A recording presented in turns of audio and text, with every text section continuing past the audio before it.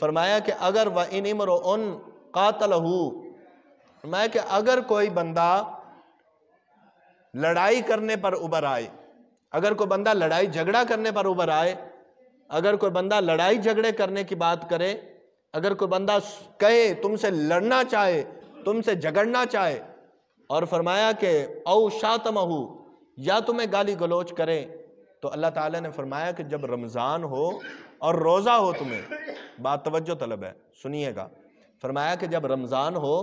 اور رمضان میں پھر تمہیں روزہ ہو اور کوئی تم سے لڑائی کرنا چاہ رہا ہے، کوئی تم سے جھگڑنا چاہ رہا ہے، کوئی تمہیں گالی دینا چاہ رہا ہے، کوئی تم سے جھگڑ رہا ہے، کوئی تمہیں گالی دے رہا ہے، تو فرمایا تم نے ایک بات کہنی، اگر میرے بندے ہو تو، اگر رب کی رضا کے لیے روزہ رکھا ہے تو فرمایا کہ تمہیں بس ایک بات کہہ کے اس تمام باتوں کا جواب دے دینا۔ کوئی اگر لڑائی جھگڑا کرے، کوئی اگر تمہیں برا بھلا کہے، کوئی اگر تمہارے ساتھ مس بہیو کرے، تو فرمایا کہ تم نے صرف ایک بات کہنی ہے، اور حدیث رسول ہے کہ فرمایا تم نے صرف اتنا کہنا ہے، فَلْيَقُلْ إِنِّي صَائِمٌ مَرَّتَيْن، فرمایا تم نے 2 بار اس کو یہ بات کہنی ہے کہ میاں میں روزے دار ہوں، میں روزے دار ہوں، میں روزے دار ہوں۔ اگر کوئی تم سے جھگڑا کرے تو فرمایا تم نے اتنا کہنا ہے کہ میں روزے دار ہوں۔ کتنی بار کہنا ہے؟